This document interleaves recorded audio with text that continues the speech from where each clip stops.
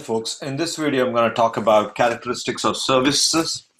There are primarily four characteristics. In fact, these are the four characteristics that we kind of discussed in an earlier video as well when we were discussing products. Also, these are the four characteristics which kind of differentiate the product or a service on the extreme right side of the continuum as presented in the previous video. Now, the four characteristics are intangibility, inseparability, variability, and perishability.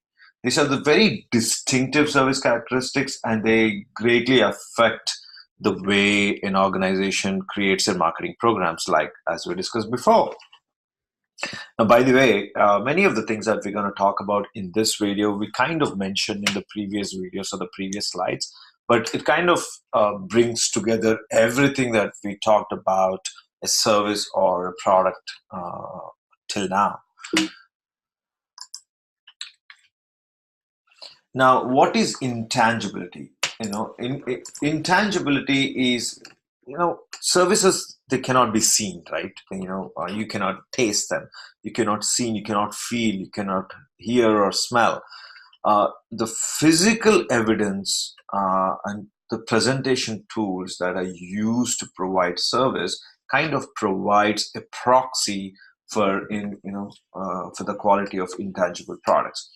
Unlike physical products, as just mentioned, we cannot literally touch a service, right? That makes it intangible. A person getting a dental treatment, they cannot see the results before they buy, and the patient or the customer, in a generic sense, a customer in the doctor's office, they really cannot know the exact outcome of their treatment. So, for example, as you all know, been struggling with my best friend's health, we really don't know what we are expecting from this doctor, right? From my friend joining the hospital. All we can predict or all we can forecast is based on the reputation of the doctor or the hospital. So, generally speaking, the lack of evidence is much more fuzzy in services, and that's the intangibility component. Now, there are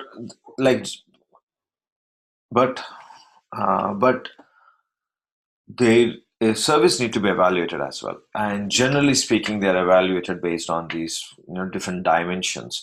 In this case, in this example, you have sensory dimension, affective, behavioral, and intellectual.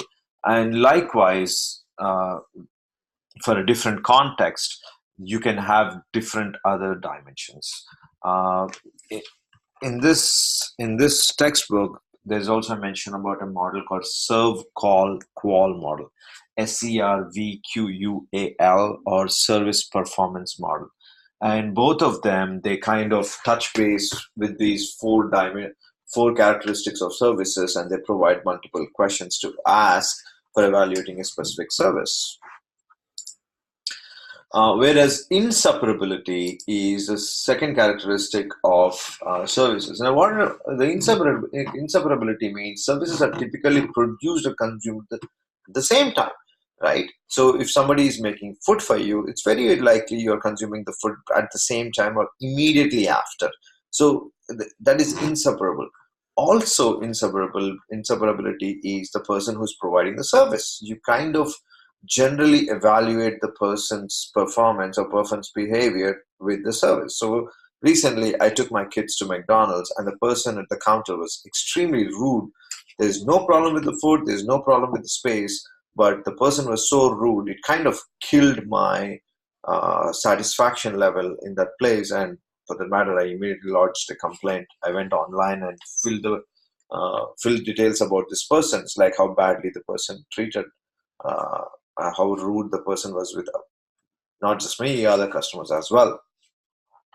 The service provider can work with larger groups, so it doesn't have to be one group. So the air hostess, like the picture that's shown here, They work with, if it's a business class with 40 people, if it's economy class with 200 people in international flight.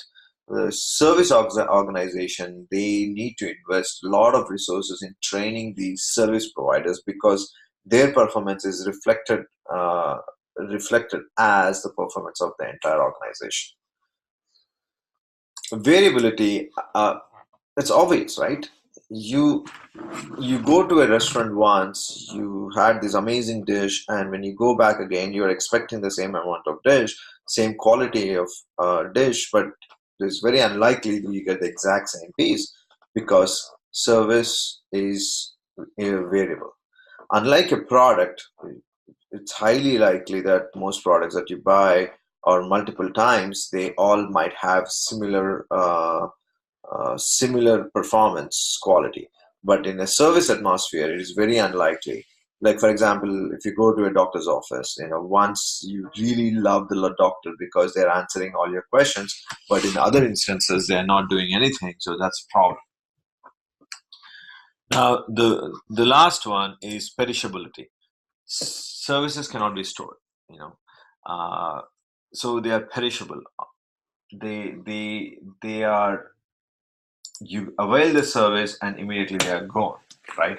So the perishability can be a problem when the demand fluctuates. So when the demand is up and down, the perishability aspect of it will be a little tricky and makes demand or yield management extremely critical.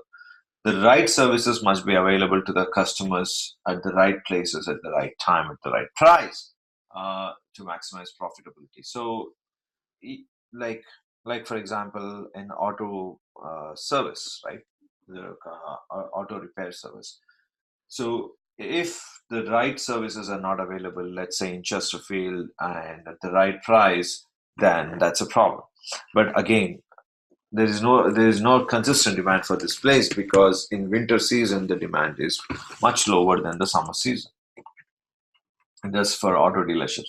Similarly, for any service products, it's always this perishability is an issue per se. Several strategies can be used to produce better match with service demand and supply. So on the demand side, differential pricing will shift some demand from peak to off-peak periods, like the construction contractors. The non-peak demand, it can be cultivated. Uh, so for example, the flooring companies, they actually decrease the cost during off market hours, off business seasons. Complementary services and reservation services are other ideas which kind of balance out the demand over the period such that they can provide consistent service. Okay. On the supply side, they can have part-time employees during down markets so that they can reduce the hit on their bottom line.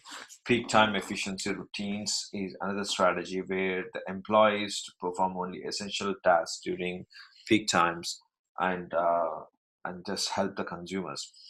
Uh, Increased customer participation. Many times consumers are involved as if they are part of the company or part of the marketing.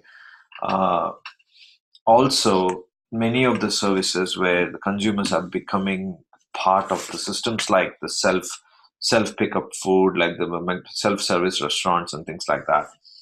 Likewise, shared services and facilities for future expansion are other strategies that can kind of counter the perishability problem of services. Over and out.